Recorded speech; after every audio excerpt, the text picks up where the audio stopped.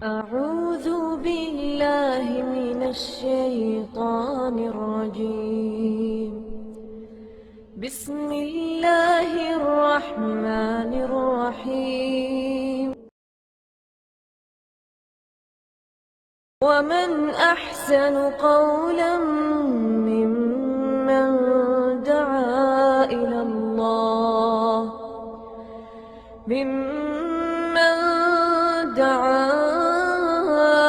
الله وعمل صالحا وقال إنني من المسلمين.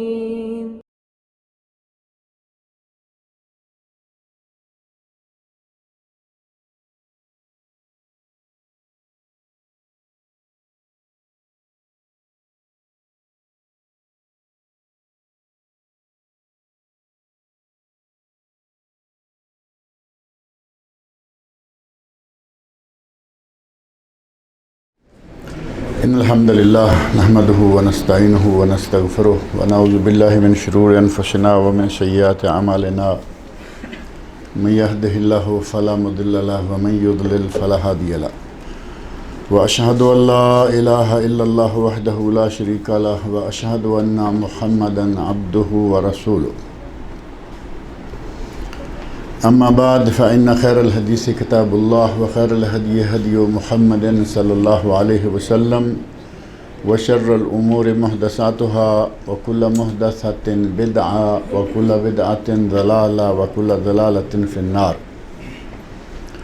رب اشرح لي صدري ويسر لي أمري واحلل عقدة من لساني يفقهوا قولي. رب أعوذ بك من همزات الشياطين وأعوذ بك رب أن يحضرون. اعوذ باللہ السمیع العلیم من الشیطان الرجیم. لقد حق القول على اکثرهم فهم لا یؤمنون. انا جعلنا فی اعناقهم اغلالا فهي الى الاذقان فهم مقمحون وجعلنا من بین ایدیهم سدا ومن خلفهم سدا فاغشیناهم فهم لا یبصرون. وسواء علیہم اانذرتهم ام لم تنذرهم لا یؤمنون. انما تنذر من اتبع الذکر وخشی الرحمن بالغیب فبشرہ بمغفرۃ واجر کریم.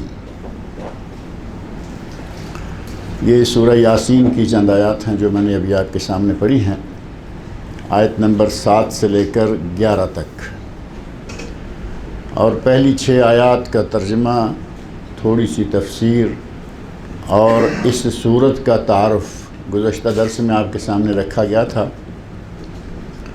اور یہ بات میں نے ذکر کی تھی کہ سورہ یاسین کو لوگوں نے ایک ضعیف روایت، بلکہ باطل اور من گڑت جعلی روایت کی بنیاد پر اپنے قریب المرگ بیماروں کو موت کے منہ میں دھکیلنے کا نسخہ بنا رکھا ہے. آدمی کی جان نہیں نکل رہی تو کہتے ہیں کہ سورہ یاسین پڑھو تاکہ اس کی جان نکل جائے، جبکہ وہ روایت ہی بے سروپا ہے، اس کا کوئی ذکر صحیح سند کے ساتھ قطعاً ثابت نہیں ہے. اور اسی طرح کہا گیا کہ یہ سورۃ یاسین جو ہے یہ قرآن کریم کا دل ہے، یہ روایت بھی ثابت نہیں ہے. اس سورہ یاسین کے لیے اتنا ہی کافی ہے کہ یہ قرآن کریم ہے. اس سے بڑھ کر اور کیا ہوگا کہ یہ قرآن کریم ہے، بات ختم. اب اگر کسی صورت کے ساتھ نبی اکرم صلی اللہ علیہ وسلم کی طرف سے کچھ فضائل کا ذکر ملتا ہے الحمدللہ، اور نہیں ملتا تو ہمیں اس کو جوڑ جاڑ کر اس کے ساتھ کیا ضرورت ہے کہ خام خواہ اپنی طرف سے کچھ چیزیں لگاتے رہیں. اگر ثابت ہے تو بعض چھوٹی چھوٹی صورتوں کے ساتھ بہت بڑے بڑے فضائل ثابت ہیں.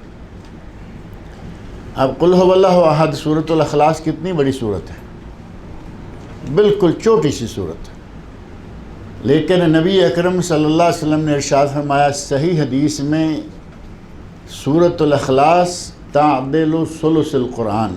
سورۃ الاخلاص قرآن کے 1/3 کے برابر ہے، یعنی 30 سپارے قرآن کریم ہے تو سورۃ الاخلاص گویا کہ 10 سپاروں کے برابر ہے. نبی اکرم صلی اللہ علیہ وسلم نے فرمایا ہمارا ایمان ہے کہ یہ واقعی اس صورت کو یہ شرف حاصل ہے کہ یہ 10 سپاروں کے برابر ہے۔ سورۃ الملک وہ اس یاسین سے وہ بھی بہت چھوٹی ہے۔ اللہ کے نبی نے فرمایا کہ قیامت کے دن ایک صورت جو کہ 30 آیات پر مشتمل ہے، اور یہ سورۃ الملک جو ہے وہ 30 آیات والی صورت ہے، اپنے پڑھنے والے، اپنے تلاوت کرنے والے کے لیے اللہ کے ساتھ یہ جھگڑا کرے گی حتیٰ کہ اس بندے کو یہ جنت میں داخل کروا دے گی۔ ہمارا ایمان ہے، صحیح حدیث میں ثابت ہے کہ ایسا ہوگا۔ اسی طرح جن صورتوں کے ساتھ یہ ہے وہ ماننے میں ہمیں کوئی انکار نہیں، وہ ہے۔ لیکن ہمارے یہاں پاک و ہند میں کچھ پاکٹ سائز چیزیں چھپتی ہیں، کچھ بڑے سائز میں چھپتی ہیں، 5 سورہ شریف، 10 سورہ شریف، ان میں 5-4 صورتیں قرآن کریم کی ہوتی ہیں، ان کے ساتھ اتنے فضائل جوڑے ہوئے ہوتے ہیں۔ یہی اسی طرح کی آیات، اسی طرح کی روایات جوڑ کر اس میں فضائل بیان کیے گئے، اور صرف فضائل پر ہی بس نہیں ہوتی۔ آپ کبھی دیکھیں کسی 5 سورے کو، شروع میں تعویذ، آخر میں تعویذ گنڈے، درمیان میں قرآن کریم کی 5-4 صورتیں، 5 صورتیں، 5 سورہ ہے تو 5 صورتیں، 11 سورہ ہے تو 11 صورتیں۔ صورتیں یقیناً قرآن کی ہیں، لیکن ان کے ساتھ جو فضائل لگائے گئے ہوتے ہیں وہ جس کے ساتھ ثابت ہیں، الحمدللہ ثابت ہیں، صحیح حدیث ہونی چاہیے۔ اور اگر صحیح حدیث سے ثابت نہیں ہے تو پھر ہمیں اتنے تکلف میں پڑھ کر اپنے آپ کو جہنم میں جھونکنے کی کیا ضرورت ہے؟ لوگوں کو رغبت دلانے کے لیے خود آدمی جہنم کا راستہ اختیار کر لے۔ اور جہنم کا راستہ میں کیوں کہہ رہا ہوں؟ قرآن کے بارے میں خدمت کرنے کا نتیجہ جہنم کب ہوگا؟ نبی صلی اللہ علیہ وسلم ارشاد فرماتے ہیں من کذب علی متعمدا فلیتبوأ مقعدہ من النار، جس نے جان بوجھ کر مجھ پر جھوٹ بولا وہ اپنا ٹھکانہ جہنم بنا لے۔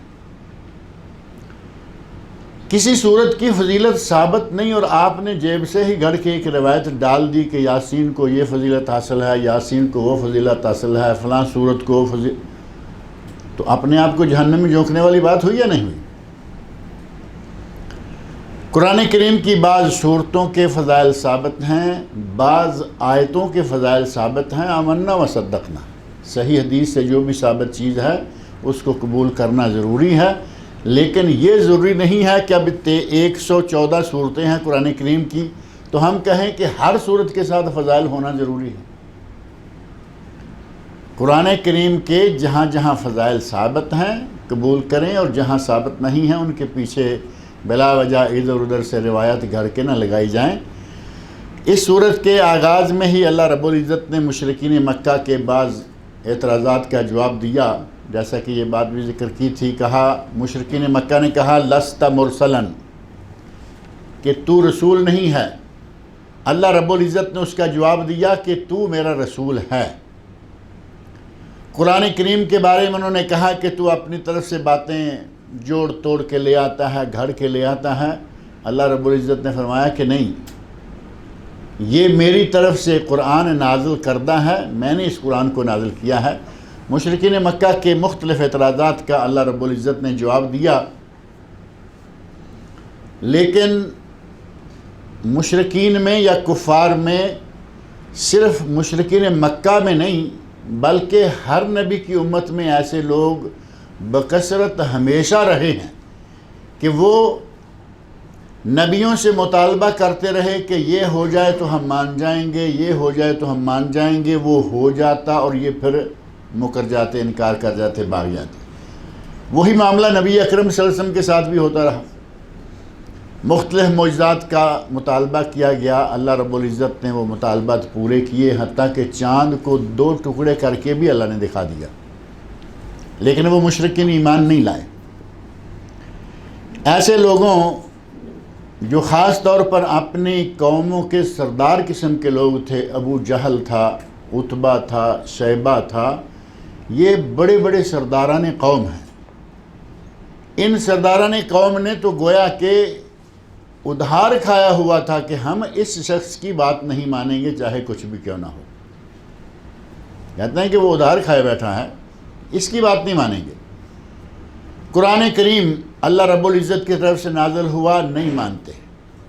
نبی اکرم صلی اللہ علیہ وسلم کو اللہ نے رسول بنا کر بھیجا، نہیں مانتے. معجزات کا مطالبہ کیا، معجزات رونما ہوئے، پھر بھی نہیں مانتے. اللہ رب العزت نے پھر ایسے لوگوں کے بارے میں ارشاد فرمایا لَقَدْ حَقَّ الْقَوْلُ عَلَىٰ أَكْثَرِهِمْ فَهُمْ لَا يُؤْمِنُونَ. اکثر لوگوں پر ہمارا قول ثابت ہو چکا ہے، یہ ایمان نہیں لائیں گے. ابو جہل، عتبہ، شیبہ جیسے لوگ جو ہیں ان کے بارے میں اللہ نے فرمایا کہ ہمارا قول ثابت ہو چکا ہے، یہ ایمان نہیں لائیں گے. اور ہمارا قول ثابت، کون سا قول ثابت ہو چکا ہے؟ اللہ نے قرآن کریم کے بعض مقامات پر فرمایا ہے کہ ہم جہنم کو جن اور انسانوں سے بھر دیں گے. یہ قرآن کریم کے 2 مقامات پر موجود ہے. ایک جگہ جو کہ سورۃ صاد ہے، سورہ صاد میں اللہ رب العزت نے آیت نمبر 85 میں فرمایا لَأَمْلَأَنَّ جَهَنَّمَ مِنْكَ. شیطان جو ہے، ابلیس نے جب اللہ رب العزت نے اسے آدم علیہ السلام کو سجدہ کرنے کا حکم فرمایا تو اس نے کہا کہ میں اس کو سجدہ کیوں کروں گا، میں تو اس سے بہتر ہوں، میں اس سے افضل ہوں، اس سے اعلیٰ ہوں. اللہ رب العزت نے پوچھا کہ تم نے سجدہ کیوں نہیں کیا؟ تو اس نے استکبرت ام کنت من العالین، تکبر کر رہے ہو یا اپنے آپ کو بڑا بنا رہے ہو، وجہ کیا ہے، تم نے سجدہ کیوں نہیں کیا؟ قال انا خیر منہ خلقتنی من نار وخلقتہ من طین. اے اللہ میں اس سے بہتر ہوں، تو نے مجھے آگ سے بنایا اور اسے مٹی سے بنایا، میں اس سے اعلیٰ ہوں، میں اس کو سجدہ نہیں کرتا. اللہ رب العزت نے فرمایا فَخْرُجْ مِنْهَا فَإِنَّكَ رَجِيمٌ. اب تم جنت سے نکل جاؤ، تم ہمارے دربار سے راندہ درگاہ ہو گئے. فَإِنَّكَ رَجِيمٌ یعنی تم ہمارے درگاہ سے دفع دور کر دیے گئے ہو، یہاں سے نکل جاؤ. وَإِنَّ عَلَيْكَ اللَّعْنَةِ إِلَى يَوْمِ الدِّينِ اور قیامت کے دن تک تم پر میری لعنت برستی رہے گی. اللہ رب العزت نے ابلیس کے انکار پر یہ بات اسے کہی. قال رب فانظرنی الی یوم یبعثون. کہتا ہے کہ یا اللہ اب اگر تو مجھے جنت سے نکال ہی رہا ہے، راندہ درگاہ کر ہی دیا ہے، تو مجھے قیامت تک کے لیے مہلت دے دے. یعنی مہلت بھی کیا تھوڑی سی مانگی ہے، کہتا ہے کہ قیامت تک کے لیے مجھے مہلت دے دے. تیرے اس بندے کا جس کے سجدہ کرنے کا حکم ہوا اور میں اس کے انکار کی وجہ سے آج راندہ درگاہ ہوا ہوں، میں اس کی اولاد کو بھی، اسے بھی، اس کی اولاد کو بھی، قیامت تک آنے والے جتنے بھی بنی آدم ہیں میں ان کو گمراہ کروں گا، بہکاؤں گا، مجھے اتنی مہلت دے دے. اللہ رب العزت نے فرمایا قال فإنک من المنذرین. تمہیں قیامت تک کی مہلت چاہیے، جاؤ ہماری طرف سے تمہیں یہ مہلت حاصل ہے، جا کے جو کر سکتے ہو کرو. الی یوم الوقت المعلوم. یہ قیامت کا وقت جو ہے وہ معلوم ہے. اللہ رب العزت کو فرمایا اس معلوم وقت تک تمہیں مہلت. اب یہاں یہ کھڑا ہو کے کہتا ہے قال فبعزتک لأغوینہم اجمعین. اے اللہ مجھے تیری عزت کی قسم ہے میں ان سب کو گمراہ کروں گا، جس کی وجہ سے میرا یہ حال ہوا، میرا یہ مقام چھینا گیا اور مجھے راندہ درگاہ کیا گیا. کہا کہ میں ان سب کو، اس کی اولاد کو گمراہ کروں گا. الا عبادک منہم المخلصین. اور اتنی بات اس نے بھی مان لی. کہا کہ کچھ تیرے بندے ایسے ہوں گے جو میرے قابو میں نہیں آئیں گے، اور یہ بندے قیامت تک رہیں گے. پہلے بھی تھے، آج بھی ہیں اور قیامت تک رہیں گے، جو شیطان کے قابو میں نہیں آتے. قال فالحق والحق اقول. اللہ رب العزت نے فرمایا سچ تو یہ ہے اور میں سچ ہی کہتا ہوں. اللہ رب العزت تو ہمیشہ سچ ہی کہتا ہے. سچ تو یہ ہے اور میں سچ ہی کہتا ہوں. لَأَمْلَأَنَّ جَهَنَّمَ مِنْكَ وَمِمَّن تَبِعَكَ مِنْهُمْ اجمعین، میں جہنم کو بھر دوں گا تجھ سے اور تیری پیروی کرنے والوں سے، تیری پیروی کرنے والے اجمعین جتنے بھی ہوں گے ان سب کو میں جہنم میں جھونک دوں گا۔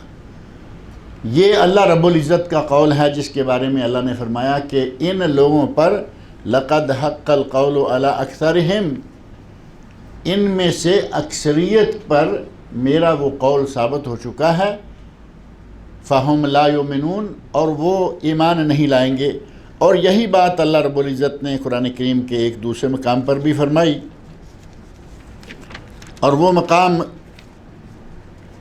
سورۃ سجدہ ہے۔ سورۃ سجدہ میں بھی اللہ رب العزت نے یہ بات ارشاد فرمائی، وَلَوْ شِئْنَا لَأَعْطَيْنَاهُمْ وَلَوْ شِئْنَا لَأَعْطَيْنَا كُلَّ نَفْسٍ هُدَاهَا، اگر ہم چاہیں تو ہر شخص ہدایت پا جائے۔ اگر اللہ چاہے تو کیا کوئی انکار کر سکتا ہے؟ لیکن اللہ رب العزت نے ایک نظام رکھا ہے کہ جبر نہیں، راستے دونوں ہم نے بتا دیے کہ یہ خیر کا راستہ ہے، یہ شر کا راستہ ہے۔ اس راستے پر چلو گے تو تمہارا انجام جنت ہوگا، اس راستے میں چلو گے تو انجام جہنم ہوگا۔ اللہ نے دونوں راستے بتا دیے اور پھر اختیار دے دیا کہ جس راستے کو چاہے اختیار کر۔ لیکن اگر اللہ چاہتا تو کوئی شخص بھی ایسا نہ ہوتا جو کہ گمراہ رہتا، لیکن وہ پھر اختیار نہ ہوتا، وہ جبر ہو جاتا۔ اللہ نے جبر نہیں بلکہ انسان کو اختیار دیا ہے۔ یہاں اسی بات کا ذکر کرتے ہوئے اللہ نے فرمایا وَلَوْ شِئْنَا لَأَعْطَيْنَا كُلَّ نَفْسٍ هُدَاهَا، اگر ہم چاہتے تو ہم ہر نفس کو اس کی ہدایت دے دیتے۔ وَلَكِنْ حَقَّ الْقَوْلُ مِنِّي، لیکن میری طرف سے یہ بات جو ہے ثابت ہو چکی ہے، لَأَمْلَأَنَّ جَهَنَّمَ مِنَ الْجِنَّةِ وَالنَّاسِ اجمعین، کہ میں جنوں سے اور انسانوں سے، تمام جنوں انسانوں سے جو کہ نافرمان ہیں، ان سے جہنم کو بھر دوں گا۔ اللہ رب العزت نے ان دو مقامات پر اس بات کو بیان فرمایا اور کہا کہ میرا یہ قول ثابت ہو چکا ہے، میری یہ بات ہے، اور جو انکار کریں گے، جو میرے احکام کو نہیں مانیں گے، ان پر عمل نہیں کریں گے، ان کا انجام کیا ہوگا؟ لَأَمْلَأَنَّ جَهَنَّمَ، میں ان کے ساتھ جہنم کو بھر دوں گا۔ معنی یہ کہ اگر کوئی اللہ کی اس کے رسولوں کی بات مانے گا، اللہ رب العزت نے اس کے لیے نعمتیں تیار کر رکھی ہیں، جنت ہیں، اور جنت کی نعمتوں کا تذکرہ بڑی لمبی بات ہے۔ اللہ رب العزت ہمیں وہ جنت عطا فرمائے۔ اور اگر کوئی انبیاء کی بات نہیں مانتا، قرآن کریم کے احکام پر عمل نہیں کرتا، اللہ کے امر و نہی پہ پورا نہیں اترتا، تو اس کا ٹھکانہ اللہ نے بتا دیا، لَأَمْلَأَنَّ۔ یہاں ذہن میں رکھیں، لام تاکید کی ہے، لام تاکید، اور نون جس کے اوپر شد ہوتی ہے وہ بھی تاکید کی ہوتی ہے، دو تاکیدیں، میں یقیناً اور ساتھ دوسری مرتبہ بالتاکید جہنم کو بھر دوں گا۔ کن سے؟ من الجنات والناس اجمعین، انسانوں سے اور جنوں سے۔ لیکن جن اور انس کون سے ہوں گے جو جہنم میں جائیں گے؟ جو اللہ رسول کی بات ماننے والے نہیں ہیں۔ فرمایا لقد حق القول علی اکثرہم فہم لا یؤمنون، اکثر لوگوں پر بات جو ہے میرا قول ثابت ہو چکا ہے، وہ ایمان نہیں لائیں گے۔ انا جعلنا فی اعناقہم اغلالا، ہم نے ان کے فی اعناقہم، ان کی گردنوں میں طوق ڈال دیے ہیں، فہی الی الاذقان، اور وہ ان کی ٹھوڑیوں پر، یعنی پوری گردن کو لے کے ٹھوڑی تک جو طوق ہیں وہ پہنچے ہوئے ہیں، وہم مقمحون، اور ساتھ ہی وہ یہ کہ وہ دیکھ نہیں سکتے، فہم مقمحون، وہ دیکھ نہیں سکتے۔ اللہ رب العزت نے یہ ان کی حالت بیان فرمائی کہ ان لوگوں کو ہم نے ایسے طوق ڈال رکھے ہیں کہ وہ ان کے ایسے منہ جو ہیں وہ اوپر کی طرف اٹھے ہوئے ہیں، فہم مقمحون، ان لوگوں کے گلے میں طوق ہیں اور وہ ٹھوڑیوں تک پہنچے ہوئے ہیں، جن سے ان کے سر جو ہیں، منہ یا چہرہ یا سر، یہ اوپر کی طرف اٹھا ہوا ہے۔ اب یہاں سے کوئی چیز کسی کو چڑھائی گئی ہو تو وہ نیچے تو نہیں منہ کرے گا نا، اس کا منہ اوپر کو اٹھا رہے گا۔ لیکن نگاہیں اوپر نہیں کر سکیں گے، نگاہیں ان کی نیچے جھکی ہوئی ہوں گی۔ اللہ رب العزت نے یہ تمثیل یا تو قیامت کے دن جو ان کو سزا ہوگی اس سلسلہ میں یہ بیان فرمائی کہ ان کا یہ حال کیا جائے گا، یا پھر دنیا میں ان کا یہ انجام ہوگا کہ گلے میں توق ہے، اس توق نے ان کا منہ اوپر کو اٹھا رکھا ہے، لیکن ان کی نگاہیں جو ہیں وہ نیچے کو جھکی ہوئی ہیں، یہ ان کی مجبوری ہے۔ وَجَعَلْنَا مِن بَيْنِ أَيْدِيهِمْ سَدًّا وَمِنْ خَلْفِهِمْ سَدًّا فَأَغْشَيْنَاهُمْ فَهُمْ لَا يُبْصِرُونَ، اور فرمایا کہ ہم نے ان کے سامنے دیوار بنا رکھی ہے، ان کے پیچھے بھی دیوار بنا رکھی ہے، فَأَغْشَيْنَاهُمْ، اور ہم نے انہیں ڈھانپ رکھا ہے، فَهُمْ لَا يُبْصِرُونَ، اور وہ دیکھ نہیں سکتے۔ اب یہ آیت جو ہے یہ بڑی مشہور آیت ہے، وَجَعَلْنَا مِن بَيْنِ أَيْدِيهِمْ سَدًّا وَمِنْ خَلْفِهِمْ سَدًّا فَأَغْشَيْنَاهُمْ فَهُمْ لَا يُبْصِرُونَ۔ اس آیت کے بکثرت مشہور ہونے کا ایک سبب یہ تو کہ سورہ یاسین میں ہے، اور لوگوں کو یاسین عموماً یاد ہوتی ہے زبانی، باقی صورتوں کے علاوہ یہ یاسین جو ہے اس کو جب کہا قلب قرآن، یہ قرآن کا دل ہے، یہ مرتے ہوئے آدمی کے لیے پڑھنا ہے، تو اور لوگ کچھ یاد کرے نہ کرے عموماً سورہ یاسین کے 5 رکوع جو ہیں یہ زبانی یاد ہوتے۔ ایک سبب اس آیت کے بھی مشہور ہونے کا یہ، اور دوسرا یہ کہ اس آیت کا نبی اکرم صلی اللہ علیہ وسلم کی سیرت کے ساتھ بھی ایک خاص تعلق ہے۔ امام بہقی رحمۃ اللہ علیہ جو کہ بہت بڑے امام گزرے ہیں، ان کی کتاب السنن الکبریٰ بہت بڑی کتاب ہے، حدیث کی کتاب، بہت ساری ضعیف حدیث اس میں آ گئیں، لیکن بہت بڑا ذخیرہ ہے حدیث کا۔ اسی طرح ان کی اور بہت ساری کتابیں ہیں۔ انہوں نے ایک کتاب لکھی ہے دلائل النبوہ، 4 جلدوں میں کتاب ہے دلائل النبوہ، نبوت کے دلائل، یا یوں کہیں کہ نبی اکرم صلی اللہ علیہ وسلم کے نبی ہونے کے دلائل، نبی صلی اللہ علیہ وسلم کے نبی ہونے کے ثبوت، جو معجزات ہیں، جو دلائل ہیں، وہ اس کتاب میں انہوں نے جمع کیے۔ اس میں وہ کہتے ہیں کہ نبی اکرم صلی اللہ علیہ وسلم جب ہجرت کر کے اپنے گھر سے نکلنے لگے، ہجرت کا وقت جو ہے، ہجرت مختلف مرحلوں میں کی گئی۔ پہلے نبی صلی اللہ علیہ وسلم نے صحابہ کرام کو حکم دیا کہ حبشہ کی طرف ہجرت کر جاؤ، 80 کے قریب صحابہ صحابیات ہجرت کر کے حبشہ چلے گئے۔ پھر دوسری مرتبہ حبشہ گئے، 2 مرتبہ حبشہ گئے۔ مشرکین مکہ نے بڑی کوششیں کی کہ مسلمانوں کو واپس لایا جائے، اور ان کی کوشش رہی کہ مسلمانوں کو وہاں سے جبراً واپس لایا جائے۔ وہاں طول طویل واقعات پیش آئے۔ اسہمہ جو کہ حبشہ کے حاکم ہے، نجاشی، اس کے سامنے جا کر مشرکین مکہ نے بڑی واہی تباہی بکی کہ یہ ہمارے بگھوڑے غلام ہیں، یہ فلان ہیں، یہ فلان ہے، ان کو واپس بھیجو۔ اس نے صحابہ کرام میں سے حضرت جعفر طیار رضی اللہ عنہ، جو حضرت علی رضی اللہ عنہ کے بھائی ہیں، انہیں بلایا، کہا کہ کیا بات ہے، یہ کیا کہہ رہے ہیں؟ تو وہاں ان کا کافی لمبا چوڑا مذاکرہ ہوا، مشرکین مکہ کا، ادھر عیسائیوں کے پادری موجود ہیں، یہ موجود ہیں۔ حضرت جعفر طیار رضی اللہ عنہ نے سورہ مریم کی تھوڑی سی آیات پڑھی، اور اس حدیث میں یہ بات موجود ہے کہ نجاشی بھی روتا رہا۔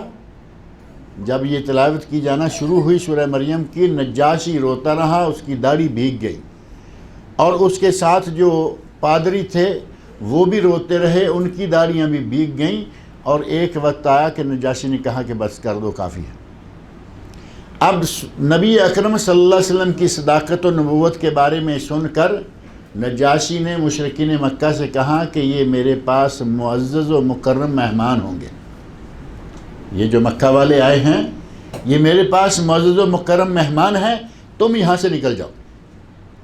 جیسے کسی کو آدمی ذلیل کر کے نکالتا ہے نا، کہ تم یہاں سے اب فوراً نکل جاؤ، یہ میرے پاس رہیں گے، اور ان کے پاس جو پیغام ہے مجھے پتہ چل گیا ہے کہ ان کا پیغام بالکل سچا ہے، اور یہ وہی پیغام ہے جو ہمارے نبی دنیا میں دیتے گئے ہیں۔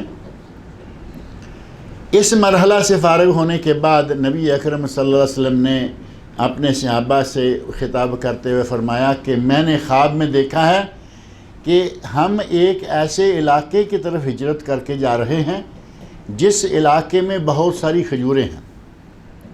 فَذَهَبَ أَوَّلُ وَهْلِي أَنَّهَا یمامہ، آپ فرماتے ہیں کہ پہلے میرا خیال یہ ہوا کہ شاید یہ یمامہ ہے، جو ملک یمامہ یا علاقہ ہے یمامہ کا، وہ علاقہ بڑا مشہور ہے جہاں کے حضرت ثمامہ بن اسال رضی اللہ عنہ ہے۔ حضرت ثمامہ بن اسال کے اسلام لانے کا واقعہ تو ذہن میں ہے یا نہیں؟ وہ صحابی جو یمامہ کے حاکم تھے یا رئیس تھے، باہر سیر کے لیے نکلے ہوئے ہیں، صحابہ کرام نے قابو کر لیا، پکڑ کے لے گئے، مسجد نبوی میں ستون کے ساتھ باندھ دیا گیا۔ مسلمان نہیں ہے، مشرک ہے، وہاں لے گئے، جیسے اسیروں کا یا قیدیوں کا حال ہوتا ہے، مسجد نبوی کے ستون کے ساتھ باندھا گیا۔ نبی اکرم صلی اللہ علیہ وسلم آتے ہیں، پورے اخلاق کے ساتھ بات پوچھتے ہیں، ما بالک یا ثمامہ، ثمامہ کیا حال ہے، کیا بات ہے؟ تو ثمامہ آگے سے، چونکہ وہ رئیس قبیلہ اپنے خاندان کا ایک بڑے عہدے پر فائز ہے، کسی علاقے کے وزیر اعظم کو، پرائم منسٹر کو پکڑ کے کوئی بند کر دے اور آ کے پوچھے کیا حال ہے، تو ظاہر ہے کہ وہ کیا کہے گا؟ تو گرمی دکھائے گا نا کہ میری فوجیں، میرا ملک، میری حکومت تمہارا یہ اور وہ کرے۔ وہی حال ثمامہ کرتا رہا۔ جب آ کے نبی صلی اللہ علیہ وسلم نے پوچھا کہ ثمامہ کیا حال ہے، ان تقتل ذا دمن، اگر مجھے قتل کرو گے تو میرے قتل کا تم سے بدلہ لیا جائے گا، وَإِن تُنْعِمْ عَلَى شَاكِرٍ، اگر احسان کرو گے تو اس احسان کا انعام دیا جائے گا۔ یہ بار بار گرم سرد باتیں کر رہا ہے۔ نبی صلی اللہ علیہ وسلم فرمایا، تیسرے دن فرمایا اس کو چھوڑ دو، لیکن 3 دن معزز و مکرم، باندھا ہوا تو تھا، قیدی تھا، لیکن معزز و مکرم، اور اس کی ہر قسم کی حاجت پوری کی جا رہی ہے۔ نکلا مدینہ منورہ میں، چونکہ باہر باغات آج بھی ہیں، اس وقت بھی تھے، ایک باغ کے پاس سے گزرتے ہوئے سوچا کہ میں کتنا گرم سرد بولتا رہا، تلخ ترش باتیں کرتا رہا، اور یہ شخص میری باتوں کو بڑے تحمل کے ساتھ سن کے، مسلمانوں کا حاکم یہ ہے اور میں ایک چھوٹے سے علاقے کا حاکم ہوں، اس کے باوجود یہ بڑے تحمل سے میری باتیں سنتا رہا 3 دن، اور مجھے چھوڑ دیا۔ روٹی پانی قضائے حاجت، ہر میری حاجت انہوں نے پوری کی۔ یہ آدمی عام انسان نہیں ہو سکتا۔ وہ اللہ رب العزت نے ایمان دینا تھا، کھڑکیاں کھل گئیں، نور کی کھڑکیاں دماغ میں کھل گئیں، اور قبول کر لیا کہ یہ آدمی عام انسان نہیں ہو سکتا، یہ یقیناً نبی ہے، جو کہتے ہیں نا یہ نبی ہے، نبی ہی ہوگا۔ وہیں کسی باغ میں، حوض میں چھلانگ لگائی، نہایا دھویا، بھاگا ہوا آیا مسجد نبوی میں، نبی اکرم صلی اللہ علیہ وسلم سے ملا، اور اشہد اللہ الہ الا اللہ و اشہد ان محمد، کلمہ پڑھا، مسلمان ہو گیا۔ یہ وہی علاقہ ہے یمامہ۔ اس کے علاقے میں گندم ہوتی ہے، اس کے علاقے میں ہوتی تھی، آج بھی ہوتی ہے، اور اس کے علاقے میں کھجوریں ہیں، یعنی بڑا زرخیز علاقہ ہے۔ نبی اکرم صلی اللہ علیہ وسلم، گندم کا پتہ کیسے چلتا ہے؟ یہ جب مسلمان ہو گئے حضرت ثمامہ بن اسال رضی اللہ تعالی عنہ، تو کہتے ہیں یا رسول اللہ، کلمات آپ کو یاد آئیں گے کہ یہ کون آدمی ہے؟ کہا آج تک دنیا کا بدترین چہرہ آپ کا چہرہ تھا۔ یہ نبی صلی اللہ علیہ وسلم کو کہہ رہا ہے، آج تک دنیا کا بدترین چہرہ میرے نزدیک آپ کا تھا، اور آج دنیا کا سب سے حسین ترین چہرہ آپ کا چہرہ۔ ایمان لائے تو سارے نظریات بدل گئے۔ اب وہی چیز جو پہلے بھی وہی تھی اور آج بھی وہی ہے، پہلے بری لگ رہی تھی، آج اچھی لگ رہی ہے۔ اور یہ تو فطرت ہے نا انسان کی، جس کے ساتھ ناراض ہو، نہ وہ اچھا لگتا ہے، نہ اس کا کوئی بچہ اچھا لگتا ہے، حتیٰ کہ ساس اپنی بہو سے ناراض ہوتی ہے، پوتوں کو بھی وہ دھکیل دیتی ہے، کیونکہ بہو سے ناراض ہے اور یہ اسی کے بچے ہیں۔ کہتا ہے کہ آج تک میرے نزدیک یہ شہر، جس شہر میں آپ رہ رہے ہیں، دنیا کا بدترین شہر تھا، لیکن آج سے یہ میرے لیے دنیا کا عظیم ترین مقدس شہر ہو گیا۔ یہ وہی ثمامہ بن اسال رضی اللہ عنہ ہیں، مدینہ سے مکہ مکرمہ روانہ۔ کہتے ہیں یا رسول اللہ، میں تو حج کرنے جا رہا، عمرہ کرنے جا رہا تھا، آپ نے فرمایا اب جاؤ، پہلے جا رہے تھے، قابو آ گئے، اللہ نے تمہارے لیے رحمتوں کے دروازے کھول دیے، مسلمان ہو گئے، اب جاؤ عمرہ کرو۔ عمرہ کے دوران طواف کر رہے ہیں، اسی دوران مشرکین مکہ نے کہا کہ ثمامہ سنا ہے کہ تم صابی ہو گئے ہو، سنا ہے کہ تم صابی ہو گئے ہو۔ صابی صاد الف با یا صابی، صابی صابئین قرآن کریم میں موجود ہے، بے دین۔ اب جو مسلمان ہو گیا اسے کہتے ہیں کہ بے دین ہو گئے ہو۔ سنا ہے کہ تم صابی ہو گئے ہو۔ اس نے کہا بدبختو میں تو اب صحیح ہوا، میں پہلے صابی تھا، اب میں صحیح ہوا، میں تو اب اسلام پہ آیا، اب صحیح دین مجھے ملا ہے، تم مجھے کہہ رہے ہو کہ میں بے دین ہو گیا ہوں۔ میں یہ بات اکثر کہتا رہتا ہوں کہ اس وقت کہا کرتے تھے ثمامہ تم صابی ہو گئے ہو، اور آج یہاں کوئی قرآن و سنت پہ عمل کرنا شروع کر دے تو کیا کہتے ہیں؟ وہابی ہو گئے ہو۔ وہ بات دیکھو وہاں سے چلتی چلتی آج تک چلتی آ رہی ہے۔ انہوں نے کہا صابی ہو گئے، آج کہتے ہیں وہابی۔ سعودی عرب میں گیا تھا، یہ بگڑ کے آ گیا، خراب ہو کے آ گیا، وہاں سے وہابی ہو کے آ گیا۔ یہ وہی امامہ ہے۔ نبی اکرم صلی اللہ اس نے جب یہ بات سنی ساتھ غصہ کیا، اور اپنے علاقے سے جو مکہ میں گندم آیا کرتی تھی وہ روک دی، کہا کہ میں آج کے بعد تمہیں گندم کا ایک دانہ نہیں بھیجوں۔ تھوڑے دن جب یہ بائیکاٹ اس نے کیا تو ان کی آنکھیں کھل گئی مکہ والوں کی۔ اب بھوک کے لالے پڑنے لگے، بھاگے مدینہ منورہ، کہنے لگے کہ اب اس کے پیر و مرشد کو جا کے کہو تو یہ تب مانے گا، نہیں تو یہ کسی کی بات نہیں مانے گا۔ نبی اکرم صلی اللہ علیہ وسلم کی خدمت میں جا کر کہنے لگے کہ ثمامہ نے ہمارا راشن بند کر دیا ہے، اگر آپ اس کو کہیں گے، آپ بااخلاق ہیں، آپ ہمارے جو الفاظ مکہ والے ایسے موقع پہ کہتے رہے ہیں، تو ہمارا بھائی ہے، اچھا بھائی، اور ہمارے اچھے بھائی کا بیٹا ہے، اور ہمیں تم سے اچھائی کی ہی امید ہے۔ اور نبی صلی اللہ علیہ وسلم یقیناً ایسے تھے، لیکن وہ کب کہتے تھے؟ جب پھنس جاتے تھے۔ آگے پیچھے تو معلوم ہے نا وہ کیا کہتے رہے، ان کے سارے الفاظ، وہ یہ جادوگر ہے، ساحر، کاہن، شاعر، اور مجنون تک کہا کہ پاگل ہے۔ لیکن ایسے موقع پہ فتح مکہ کے موقع پر بڑی تعریفیں کی انہوں نے کہ جان چھوٹ جائے، آپ نے ہمارا جاؤ تمہاری جان چھوٹی، لا تثریب علیکم اليوم انتم الطلقاء۔ جو کلمات یوسف علیہ السلام نے اپنے بھائیوں سے کہے تھے وہی کلمات نبی صلی اللہ علیہ وسلم نے مکہ والوں سے کہے۔ اور یہاں جب آئے کہ ثمامہ نے گندم روک لی ہے تو فوری طور پر نبی اکرم صلی اللہ علیہ وسلم نے ثمامہ کو لکھا کہ ان کے لیے گندم کا سلسلہ پہلے کی طرح جاری کر دو۔ اسی وقت ثمامہ نے دوبارہ ان کو وہاں کا مال تجارت بیچنا شروع کر دیا۔ یہ یمامہ ہے نبی اکرم صلی اللہ علیہ وسلم کے ذہن میں آیا، ذہب اول وحلی انہا یمامہ فاذا ہی یثرب۔ میرا خیال خواب میں جب میں نے دیکھا کہ کھجوروں والا علاقہ ہے تو میرا خیال یہ گیا کہ شاید یمامہ کی طرف ہجرت کرنے کا ہمیں حکم مل رہا ہے، فاذا ہی یثرب۔ لیکن صحیح بات یہ ہے کہ یمامہ نہیں، وہ مدینہ تھا۔ مدینہ منورہ کا پرانا نام ہے یثرب، اور یہ نام پرانا ہے۔ اس وقت تک یثرب تھا، نبی اکرم صلی اللہ علیہ وسلم وہاں گئے نہیں تھے تو یہ یثرب ہی چلتا رہا۔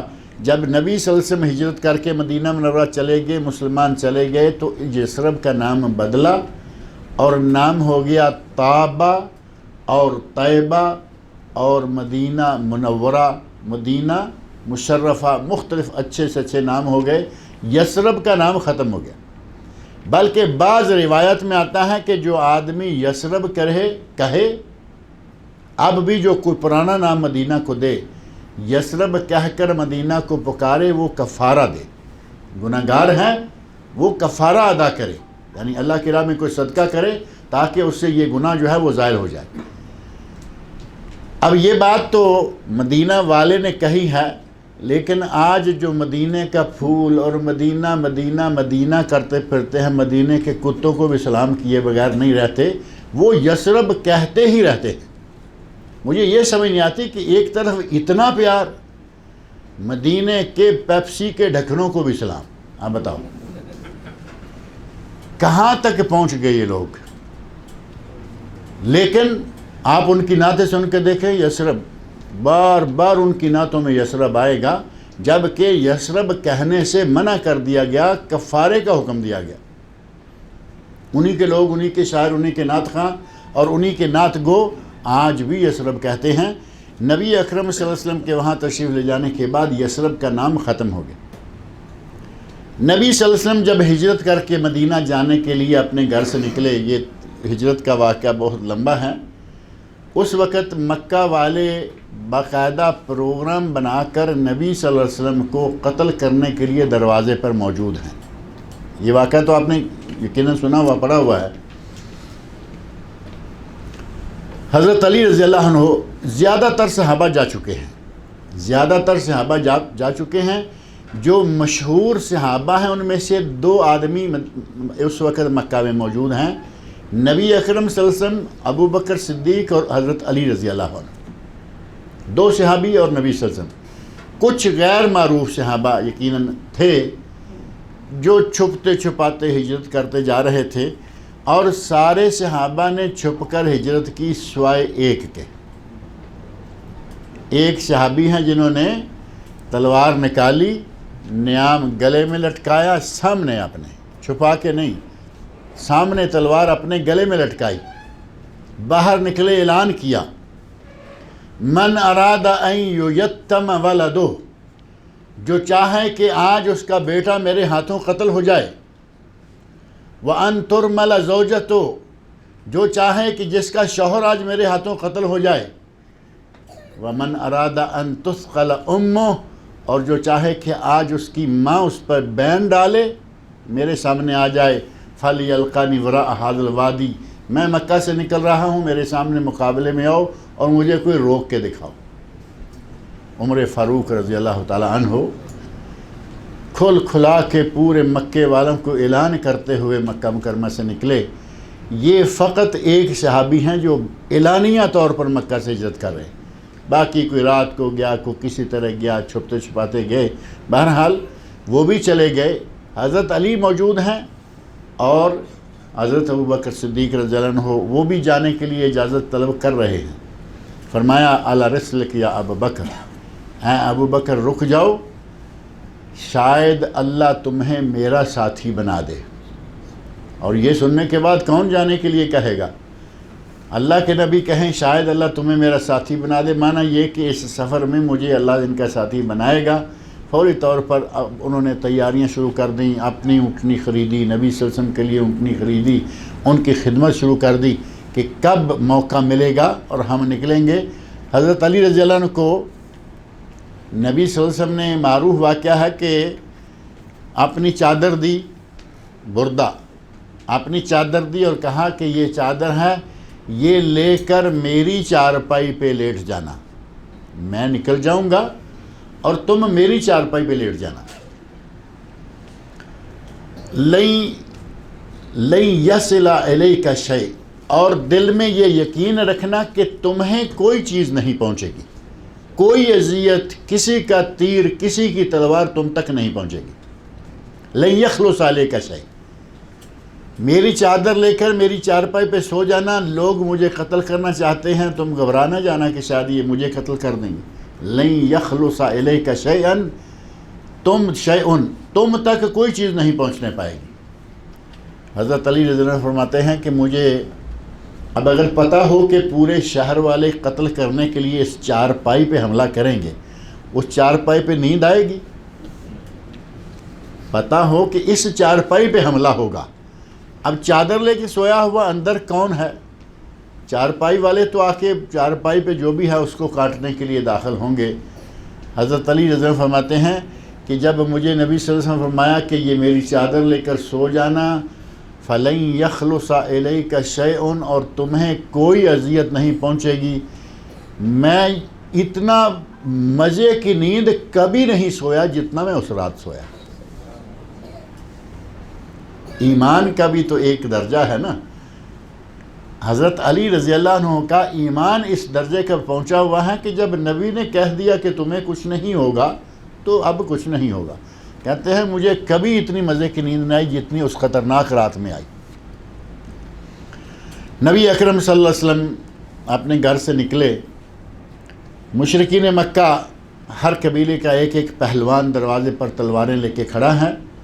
امام بیہقی رحمۃ اللہ علیہ فرماتے ہیں اپنی اس دلائل النبوہ میں لکھتے ہیں کہ نبی صلی اللہ علیہ وسلم نے اندر سے مٹی اٹھائی، زمین سے بطحا کی مٹی اٹھائی اور باہر نکلتے ہوئے ان کے سروں پہ باقاعدہ وہ مٹی ڈالتے ہوئے ان کے درمیان سے نکل گئے۔ جو قتل کرنے کے لیے تلواریں لے کے کھڑے ہیں ان کے سروں پہ مٹی خاک ڈالتے ہوئے آپ باہر نکل گئے، ان میں سے کسی کو پتہ بھی نہیں چلا کہ آپ چلے گئے ہیں یا موجود ہیں۔ اللہ رب العزت نے ان کی آنکھوں کے سامنے آگے پیچھے دیواریں کھڑی کر دیں۔ یہی آیت جو ہے سورہ یاسین شروع سے لے کے یاسین والقرآن الحکیم سے لے کے یہ آیت وَجَعَلْنَا مِن بَيْنِ أَيْدِيهِمْ سَدًّا وَمِنْ خَلْفِهِمْ سَدًّا فَأَغْشَيْنَاهُمْ فَهُمْ لَا يُبْصِرُونَ، نبی اکرم صلی اللہ علیہ وسلم یہ تلاوت کرتے ہوئے اپنے گھر سے باہر تشریف لے گئے۔ اب یہ واقعہ ہے نبی اکرم صلی اللہ علیہ وسلم کا، قرآن آپ پہ اترا، یہ یاسین آپ پہ اتری اور آپ نے ان آیات سے یہ فائدہ اٹھایا کہ مشرکین مکہ کے سر پہ خاک ڈالتے ہوئے ان کے درمیان سے سلامت نکل گئے۔ اب ان آیات کو یقین جانے کہ ہمارے بعض ساتھیوں نے تجربہ کیا ہے۔ نبی صلی اللہ علیہ وسلم بات آمنا و صدقنا بات ختم ہو گئی، لیکن بعض دفعہ ہوتا ہے نا کہ آدمی سمجھتا ہے تو نبی پاک تھے، وہ تو نبی پاک تھے، اللہ رب العزت نے آپ کے لیے یہ کر کے دکھایا کہ ان کے سروں پہ خاک ڈالتے گئے اور وہ کچھ نہیں کر پائے، تو شاید ہمارے لیے یہ نہیں ہوگا۔ یقین جانے کہ میرے ساتھی اللہ رب العزت ان کی مغفرت کرے، وہ 2-3 سال ہوئے فوت ہو گئے ہیں، ان کا بہت بڑا ادارہ نہیں بلکہ بہت سارے دینی ادارے، بڑے بڑے دینی ادارے انہوں نے قائم کیے۔ شیخ عبداللہ قادر بخش السلفی رحمۃ اللہ علیہ یہ ان کا نام تھا، اور ضلع مظفر گڑھ کوٹ ادو، پاکستان کے لوگ جو ہیں وہ خاص طور پر جگہ کو جانتے ہیں، جہاں کا غلام مصطفیٰ کھر تھا، یہ بڑا جابر قسم کا پنجاب کا گورنر تھا، یہ اسی شہر کے تھے۔ وہ کہتے ہیں چونکہ بڑے بڑے دینی ادارے ہیں، اب گاڑیاں دینی اداروں والوں کی گاڑیوں میں کیا ہوگا، کاغذ ہوں گے، کتابیں ہوں گی، پمفلٹ ہوں گے، یہ ہوگا وہ ہوگا، اور جگہ جگہ جب چیکنگ ہوتی ہے تو پھر آپ کو معلوم ہے کہ چیکنگ کس انداز سے ہوتی ہے، جو چیز ہے نکالو اور پھر اس کو چیک کریں گے۔ اب دینی اداروں کے کاغذات میں سے کوئی نہ کوئی چیز ایسی نکال ہی لیں گے کہ یہ حکومت کے خلاف جا رہی ہے، یہ حکومت کے حق میں۔ وہ کہتے ہیں کہ جب کبھی چیکنگ لگی ہوئی دیکھی کہیں بھی، ہم نے دیکھا کہ آگے چیکنگ ہے، ساتھ ہی وَجَعَلْنَا مِن بَيْنِ أَيْدِيهِمْ سَدًّا وَمِنْ خَلْفِهِمْ سَدًّا فَأَغْشَيْنَاهُمْ فَهُمْ لَا يُبْصِرُونَ پڑھنا شروع کر دی۔ کہتے ہیں کبھی کسی کی نظر ہمارے کاغذات اور یہ وہ پہ نہیں پڑی، کہا جاؤ۔ گویا کہ آج بھی یہ آیت لوگوں کی مجرب ہے کہ آج بھی اللہ لوگوں کی آنکھوں کے سامنے، اب کوئی غلط چیز ان کے پاس نہیں، لیکن کبھی ایسا ہوتا ہے کہ صحیح چیزوں پہ بھی ایسے پکڑنے والے خاص طور پر کچھ لوگ ہوتے ہیں، ان کو مولوی لوگوں کے ساتھ اللہ واسطے کا بیر ہوتا ہے کہ ان کو تنگ کرو، ان کو پریشان کرو، دینی ادارے والوں کو پکڑو، گھسیٹو، بند کرو۔ وہ کہتے ہیں یہ آیت پڑھتے ہوئے ہم نکل جایا کرتے تھے، ہمیں کبھی کسی نے نہیں پکڑا۔ اللہ رب العزت ان پر رحمت فرمائے۔ یہ امام بیہقی رحمۃ اللہ علیہ نے لکھا کہ نبی اکرم صلی اللہ علیہ وسلم سورہ یاسین کی شروع کی آیات اور یہاں تک وَجَعَلْنَا مِن بَيْنِ أَيْدِيهِمْ سَدًّا وَمِنْ خَلْفِهِمْ سَدًّا فَأَغْشَيْنَاهُمْ فَهُمْ لَا يُبْصِرُونَ، ہم نے ان کے آگے دیوار بنا دی، ان کے پیچھے دیوار بنا دی اور ان کی عقلوں کو ڈھانپ دیا، فَهُمْ لَا يُبْصِرُونَ، وہ نہیں دیکھ پاتے۔ عقلوں کو، ان کی آنکھوں کو، نظروں کو، سب کو اللہ نے ڈھانپ دیا۔ نبی پاک صلی اللہ علیہ وسلم ان کے درمیان سے ان کے سروں پہ خاک ڈالتے ہوئے نکل گئے۔ دلائل النبوہ میں یہ لکھا ہوا ہے، اور یہی بات امام شوکانی رحمۃ اللہ علیہ نے کچھ مختلف انداز سے اپنی تفسیر فتح القدیر، امام شوکانی بہت بڑے امام گزرے ہیں جو کہ یمن میں تھے، اور یہ بہت پرانے لوگوں میں سے نہیں ہیں، یہ 80-100 سال کے اندر کے لوگوں میں ہیں۔ اللہ رب العزت نے بہت علم دیا، اتنا علم دیا کہ انہوں نے ایک کتاب ہے منتقل اخبار۔ منتقل اخبار امام ابن تیمیہ رحمۃ اللہ علیہ کا نام تو بڑا مشہور ہے نا۔ امام ابن تیمیہ کے دادا ہیں المجد ابن تیمیہ، ان کی کتاب ہے منتقل اخبار، جو کہ حدیث کی کتابوں میں سے ایک بہترین انتخاب اور مجموعہ تھا۔ اس کی انہوں نے شرح لکھی نیل الاوطار، شرح منتقل اخبار، جسے علمی دنیا میں بہت پسند کیا گیا۔ علماء نے دیکھا کہ اس آدمی نے تو دریا بہا دیے ہیں علم کے، اتنا علم، اتنی حدیثیں، اتنی روایات، ایک ایک حدیث کی شرح بیان کرنے کے لیے اس نے علم کے دریا بہا دیے ہیں۔ بعض علماء نے مشورہ دیا، کہا کہ امام شوکانی تم ایسا کرو کہ بخاری شریف کی شرح لکھ دو، یعنی تم نے اس کتاب کی، چھوٹی کتاب کی شرح لکھی ہے، وہ ایک جلد میں کتاب ہے، اور امام شوکانی رحمۃ اللہ علیہ کی نیل الاوطار جو اس کی شرح ہے وہ 4 موٹی جلدوں میں اور 6 میں اور 8 میں چھپ رہی ہے، جیسے جیسے کوئی خط بناتا ہے یا فونٹ بناتا ہے۔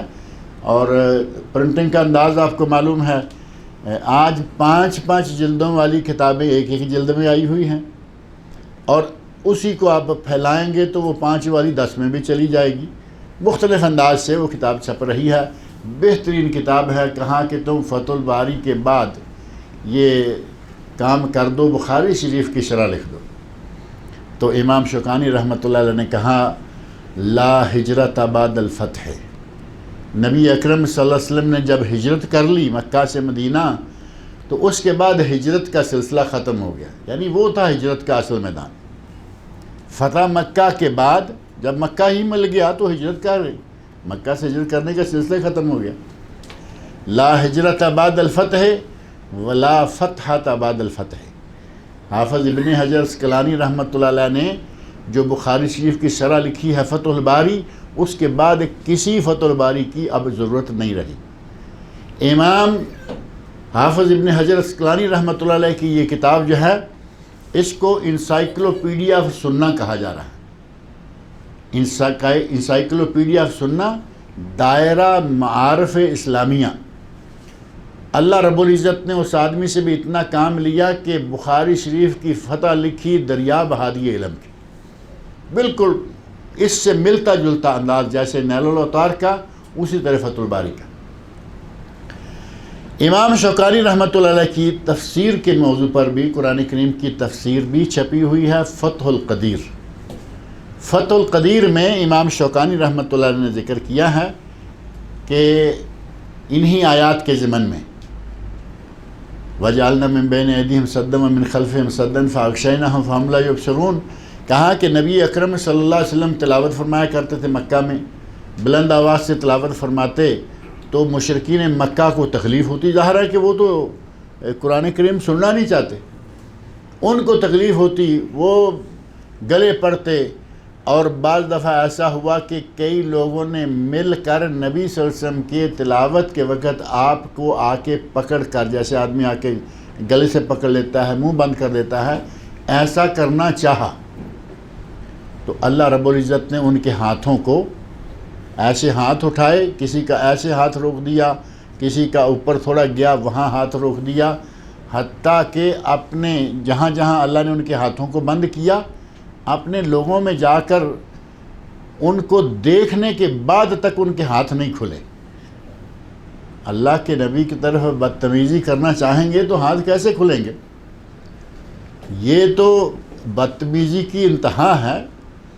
ایک آدمی نے صرف اتنا کہا، نبی اکرم صلی اللہ علیہ وسلم کے سامنے اس نے بائیں ہاتھ سے کچھ پینا چاہا تو کہا کہ دائیں ہاتھ سے پیو۔ وہ کہتا ہے ما استطیع، لا استطیع، ما استطیع، میں یہ ایسا نہیں کر سکتا، یعنی میں دائیں ہاتھ سے نہیں پی سکتا۔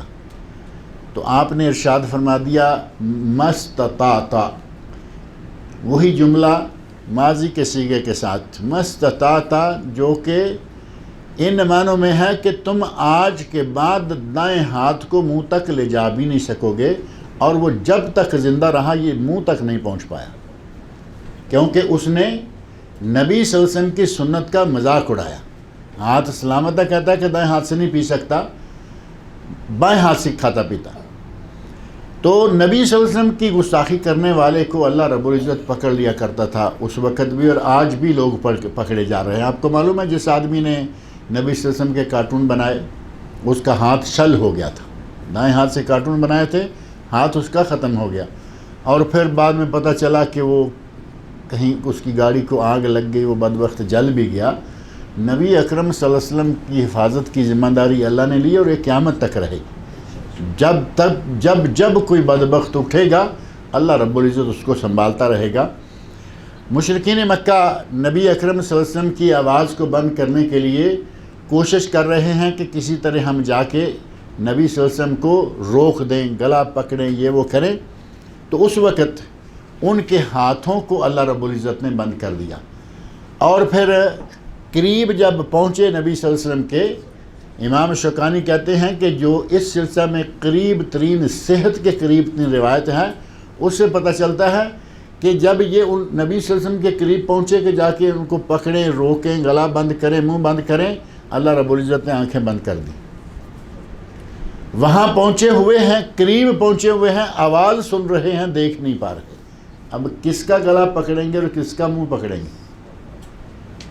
اللہ رب العزت نے ان کی آنکھوں کو بند کر دیا، فَهُمْ لَا يُبْصِرُونَ، وہ نہیں دیکھ رہے۔ وہاں یہ بات بھی اس روایت میں آئی کہ نبی صلی اللہ علیہ وسلم کو روکنے کے لیے اس انداز سے جو لوگ آئے، اللہ نے ان کے آگے پیچھے دیواریں قائم کر دیں اور ان کی آنکھوں کو بند کر دیا، فَهُمْ لَا يُبْصِرُونَ، اور وہ دیکھ نہیں سکتے تھے۔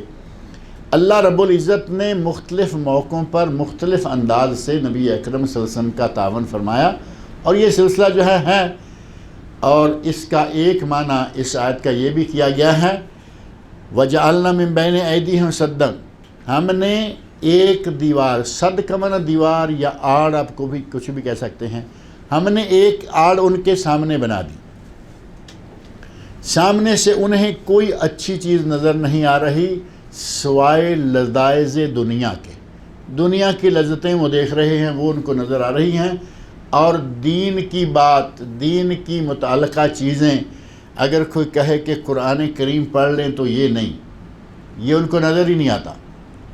ڈائجسٹ، دنیا بھر کے ڈائجسٹ ان کے گھر موجود ہیں، جاسوسی ڈائجسٹ، رومانی ڈائجسٹ، فلان ڈائجسٹ، فلان ڈائجسٹ، یہ چیزیں جو غلط قسم کی ہیں وہ پڑھی ملیں گی، قرآن کریم نہیں ملے گا۔ اگر قرآن کریم کسی گھر میں ہے بھی تو وہ بڑی عزت کے ساتھ، بڑے احترام کے ساتھ، بڑے خوبصورت غلاف میں لپیٹ کر وہاں رکھا ہوا ہے کہ یہاں بے ادبی نہ ہو، اور اتنا اونچا بے ادبی سے بچتے ہوئے رکھا ہوا ہے کہ ان کے ہاتھ سے نکل گیا، سال بھر اس کو اتارتے نہیں۔ اب یہ الحمدللہ بھی رمضان آنے والا ہے، اب پھر اتارا جائے گا، تھوڑا اس کو جھاڑا جھوڑا جائے گا، گرد و غبار اٹھائی جائے گی، ہمارا یہ حال ہوتا ہے۔ وَجَعَلْنَا مِن بَيْنِ أَيْدِيهِمْ سَدًّا، ان کے سامنے ہم نے دیوار بنا دی کہ سامنے اپنے وہ سوائے دنیا کے کچھ نہیں دیکھ پاتے۔ وَجَعَلْنَا مِن بَيْنِ وَمِنْ خَلْفِهِمْ سَدًّا، ان کے پیچھے بھی دیوار کھڑی کر دی، ایک آڑ کھڑی کر دی کہ وہ آگے کیا ہونے والا ہے، جو آگے کی دنیا آنے والی ہے اس کے بارے میں بھی نہ کچھ دیکھتے ہیں نہ کچھ سنتے ہیں، بلکہ وہ تصور آخرت سے ہی بالکل نا آشنا ہے۔ آخرت میں مرنا ہے، مرنے کے بعد اٹھائے جائیں گے، سوال و جواب ہوگا، ان باتوں سے بھی وہ بالکل نا آشنا بیٹھے ہوئے ہیں۔ تو گویا کہ اللہ رب العزت نے ان کے آگے، ان کے پیچھے، ان کے اپنے کرتوتوں کے نتیجہ میں، یہ بات میں شروع میں ذکر کر چکا ہوں، اللہ چاہے تو کوئی آدمی بے ہدایتہ نہ رہے، کوئی آدمی گمراہ نہ رہے، لیکن اللہ نے جبر نہیں، اختیار دیا۔ جب ایک آدمی کو اختیار دیا، اس کے لیے ہدایت کے سارے راستے کھول دیے، آسمان سے کتاب نازل کر دی، زمین سے نبی سامنے مہیا کر دیا، رہنما بھیج دیا۔ اب اس سب کچھ کے باوجود ایک آدمی مصر ہے کہ میں نہ کتاب کو مانوں گا نہ نبی کو مانوں گا، تو حق بنتا ہے کہ نہ اس کا کھاتا بند کر دیا جائے۔ اللہ رب العزت نے سارے وسائل مہیا کرنے کے بعد پھر بھی جو اڑا رہا، ختم اللہ علی قلوبہم، قرآن کریم کا بالکل شروع سورۃ البقرہ آغاز میں، ختم اللہ علی قلوبہم، اللہ نے ان کے دلوں پر مور لگا دی کہ تم اب اس لائق نہیں رہے کہ تم پہ مزید میرا نبی محنت کرے، تمہارا کھاتا جو ہے وہ ختم ہے۔ وَجَعَلْنَا مِن بَيْنِ أَيْدِيهِمْ سَدًّا، ہم نے ان کے سامنے دیوار بنا دی، وَمِن خَلْفِهِمْ سَدًّا، ان کے پیچھے دیوار بنا دی، فَأَغْشَيْنَاهُمْ، اور ہم نے ان کو ڈھانپ دیا، ڈھانک دیا یا ڈھانپ دیا، فَهُمْ لَا يُبْصِرُونَ، اب وہ دیکھ نہیں سکتے، وَسَوَاءٌ عَلَيْهِمْ أَأَنذَرْتَهُمْ أَمْ لَمْ تُنذِرْهُمْ لَا يُؤْمِنُونَ، اب ان کے لیے برابر ہے، انہیں ڈراؤ انہیں نہ ڈراؤ، انہیں واز کرو انہیں واز نہ کرو، وہ لا یؤمنون، اب ایمان نہیں لائیں گے۔ جس کے دل پہ مہر لگ گئی وہ اب ایمان کیا لائے گا؟ مہر لگ گئی، کھاتا جو ہے اس کا وہ ختم ہو گیا۔ اللہ رب العزت سے میری دعا ہے کہ وہ ہمیں قرآن کریم پڑھنے سننے سمجھنے اور اس کے احکام پر عمل کرنے کی توفیق عطا فرمائے۔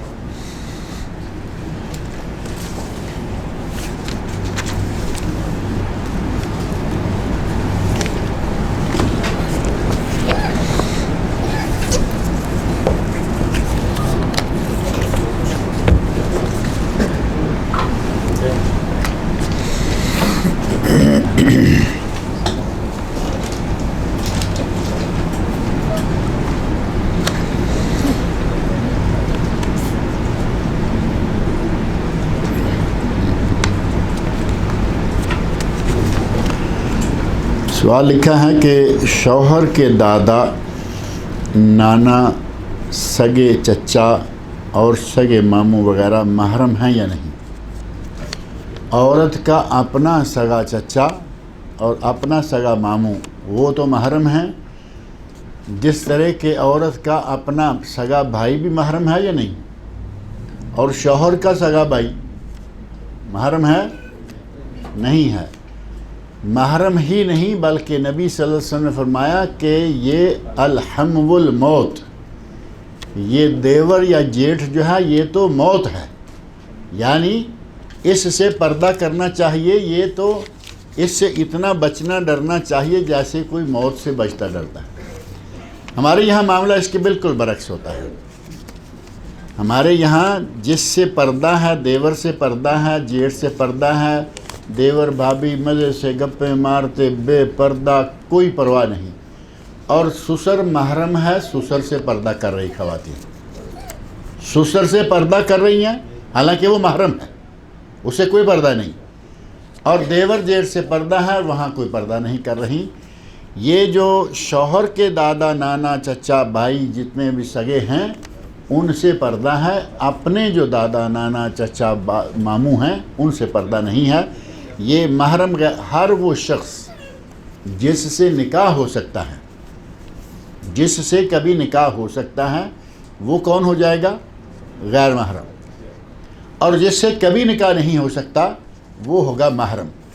اور کچھ رشتے ایسے ہیں کہ ان سے کبھی تو نکاح نہیں ہو سکتا اور کبھی ہو سکتا ہے، ایسے بھی رشتے ہیں نا، یہ مستقل محرم یا غیر محرم نہیں رہتے۔ مثال کے طور پر ایک لڑکی کا نکاح ہو گیا آپ کے بھائی کے ساتھ، اب اس کا آپ کے ساتھ تو نکاح نہیں ہو سکتا نا، اس اعتبار سے وقتی طور پر یہ محرم ہے، اور بھائی نے طلاق دے دی، آپ اس سے نکاح کر سکتے ہیں۔ یہ ہے عارضی طور پر کسی کا محرم ہونا۔ ایسے ہی بعض اور رشتے بنتے ہیں، تو پکے محرم یا دائمی محرم وہ ہیں جن کا کبھی بھی نکاح نہیں ہو سکتا۔ سگا بھائی ہے، بیٹا ہے، والد ہے، ماموں ہے، چچا ہے۔ سگا ماموں اور سگا چچا جو ہیں یہ بھی محرم ہوتے ہیں، اور بھانجا سگی بہن کا بیٹا ہے، اور بھتیجا سگے بھائی کا بیٹا ہے، یہ سارے محرم ہیں۔ اور شوہر کی طرف سے جو آگے رشتہ دار بنتے ہیں نا وہ محرم نہیں ہوتے۔ یہ جو عورت کے اپنے رشتہ دار ہیں وہ محرم ہیں. شوہر کی طرف سے سسر محرم ہے یا شوہر خود محرم ہے؟ شوہر تو محرم ہے یا نہیں؟ وہ تو محرم راز ہے، صرف محرم نہیں، وہ تو محرم راز ہوتا ہے. جو لوگ مسلسل 3 جمعہ ترک کر دیتے ہیں، 3 جمعے مسلسل ترک کر دیتے ہیں، ان کو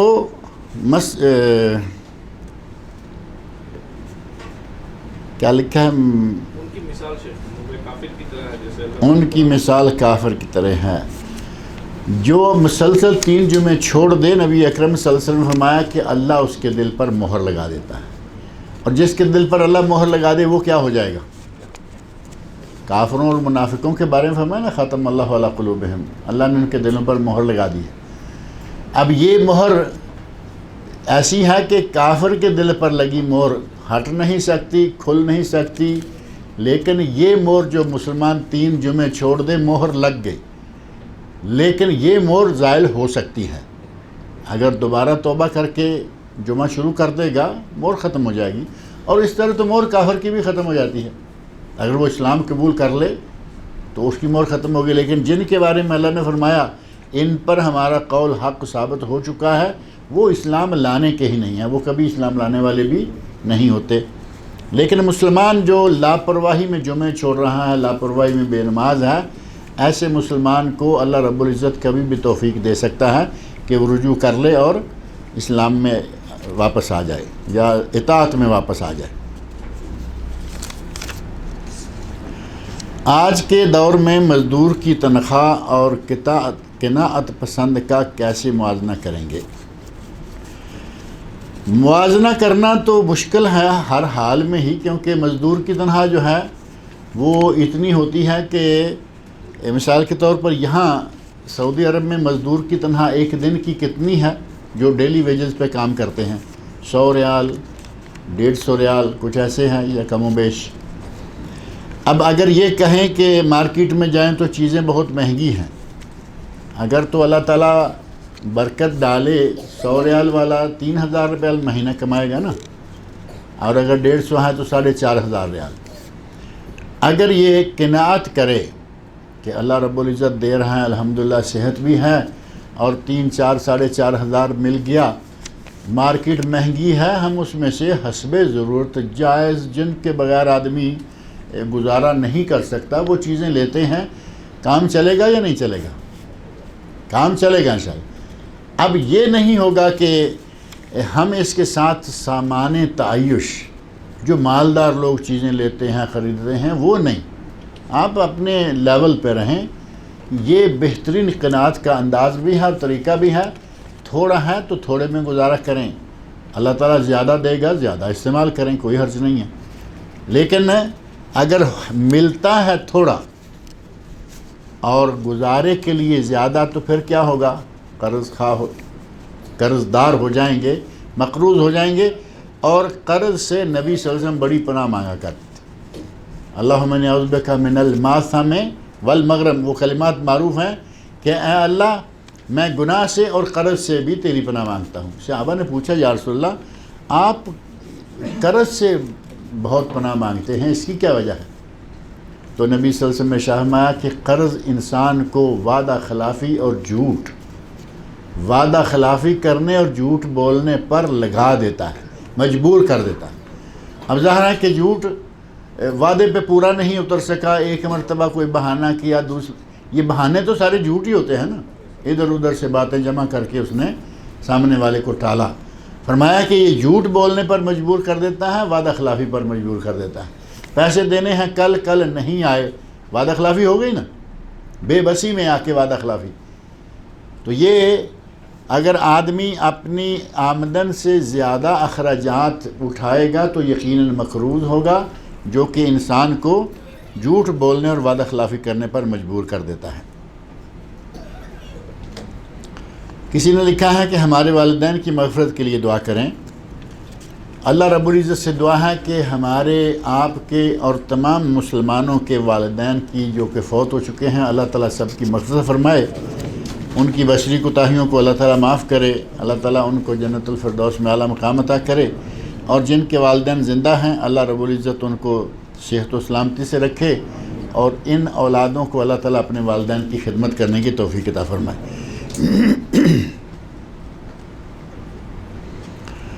پہلی جماعت کے بعد دوسری جماعت میں ثواب میں کتنا فرق ہے؟ پہلی جماعت میں 500-550 آدمی تھے، اب دوسری جماعت میں آپ 5 ٹوٹرو ہیں۔ پہلی میں 500 آدمی تھے جماعت کے ساتھ، تو پتہ چل گیا نا کہ یہ جماعت تھی۔ اب آپ 5 آدمی آ کے اکٹھے ہو گئے، جماعت ہو گئی، یا 2-3 ہو گئے، 10 12 15 کہاں 500 کی جماعت ہو کہاں۔ جس طرح یہ وزن بنتا ہے نا، اسی طرح یقیناً ثواب کا وزن بھی بنے گا۔ پہلی جماعت کا درجہ جو ہے وہ دوسری جماعتوں کو نہیں مل پاتا، لیکن یہ کہ جماعت کا ثواب ہو جائے گا۔ اب پیمانہ ایسا کوئی نہیں ہے کہ اتنے کلو ثواب پہلی جماعت کا، اتنے دوسری کا، ایسا پیمانہ ہماری نظر سے کوئی نہیں گزرا۔ لہذا یہ طے ہے کہ پہلی اور بڑی جماعت کا ثواب بھی بڑا ہے، اور دوسری جو ہے اس کو آدمی بھی تھوڑے سے ہوتے ہیں عموماً، اور ثواب جو ہے وہ بھی اسی حساب سے ہی کم رہے گا۔ ایک سوال ہے کہ غصے پر کنٹرول کیسے کریں؟ غصے پر کنٹرول کرنا بڑا مشکل ہے، لیکن کرنا ہی چاہیے۔ نبی اکرم صلی اللہ علیہ وسلم ارشاد فرماتے ہیں اس کا علاج کہ غصہ جو ہے وہ شیطان سے ہے۔ غصہ دلانے کا سبب شیطان بنتا ہے، اور شیطان کی تخلیق آگ سے ہوئی ہے۔ غصہ شیطان سے ہے، شیطان آگ سے بنا ہے، اور آگ کو بجھانے کا طریقہ کیا ہے؟ پانی ہے نا۔ تو اگر غصہ بڑا زبردست آیا ہوا ہے، ٹھنڈا پانی پئیں، کچھ منہ پہ چھینٹا مار لیں، ہو سکے تو وضو کر لیں، انشاءاللہ غصہ غائب ہو جائے گا۔ اب آپ غصہ کر رہے ہیں جس پر، اپنے گھر میں مثال کے طور پر میاں بیوی ہوں تو وہاں تو میرا خیال ہے کہ جلدی منہ دھونا پڑ جائے گا۔ اگر ایسی جگہ آپ غصہ کر رہے ہیں کہ جہاں آپ سمجھتے ہیں کہ میں تو اس کو آج توڑ پھوڑ کے رکھوں گا، وہاں آپ وضو کا سوچتے بھی نہیں، پانی پینے کا بھی نہیں سوچتے وہی ہے جہاں سامنے والی پارٹی زبردست قسم۔ نبی اکرم صلی اللہ علیہ وسلم نے علاج مستقل بتایا کہ جب غصہ آئے، پہلے نمبر پر ہوش و حواس میں ہوتے ہوئے یہ سوچو کہ میرا غصہ مجھے آپے سے باہر کر رہا ہے۔ آپ فوری طور پر کوشش کر کے پانی پی لیں ٹھنڈا، اگر ٹھنڈے ہو گئے الحمدللہ اندر سے ٹھنڈے ہو گئے، ابھی بھی ٹھنڈے نہیں ہو رہے، کچھ وضو کریں اور ٹھنڈے ہو جائیں گے۔ اور فرمایا کہ اگر کھڑے ہو تو بیٹھ جاؤ تو بیٹھنے سے بھی کافی سارا فرق جو ہے وہ ہو جائے گا۔ غصے کو ٹھنڈے کرنے کی یہ چند ایک شکلیں ہیں۔ یاسین سورت صبح میں پڑھنے کی فضیلت کیا ہے اور اس کے فائدے کیا ہیں؟ میں 8 دن سے لگا ہوا ہوں کہ سورہ یاسین قرآن کریم ہے، لیکن یہ فائدے نقصانات اس کے کسی صحیح حدیث سے ثابت نہیں۔ ایک ایک حرف پر 10 نیکیاں طے ہے۔ سنن ترمذی کی حدیث من قرأ حرفا من کتاب اللہ، جس نے کتاب اللہ کا ایک بھی حرف پڑھا اس کو 10 نیکیاں۔ ولا اقول الف لام میم حرف بل الف حرف ولام حرف و میم حرف۔ فرمایا میں یہ بھی نہیں کہتا کہ الف لام میم ایک حرف ہے، بلکہ الف الگ حرف، لام الگ حرف، میم الگ حرف۔ کتنی نیکیاں ہو گئیں؟ 30۔ سورہ یاسین کے کتنے حرف ہیں؟ نیکیوں کا ڈھیر ہے، لیکن جو چیز آپ تلاش کر رہے ہیں وہ ہمیں نہیں ملی۔ آپ جو فائدے نقصان سوچ رہے ہیں نا کہ صبح پڑھیں تو کیا فضیلت ہے، کیا فائدے ہیں، شام پڑھیں تو کیا ہے، یہ قرآن ہے۔ جب بھی پڑھیں گے انشاءاللہ فائدہ ہوگا، ثواب ہوگا، لیکن اس کا صبح کے شام کے ساتھ یاسین کا پڑھنا، مردے پر پڑھنا، زندے پر ایسا کوئی بھی حدیث ایسی ثابت نہیں ہے۔ اللہ تعالیٰ مجھے اور آپ سب لوگوں کو نیک عمل کی توفیق دے۔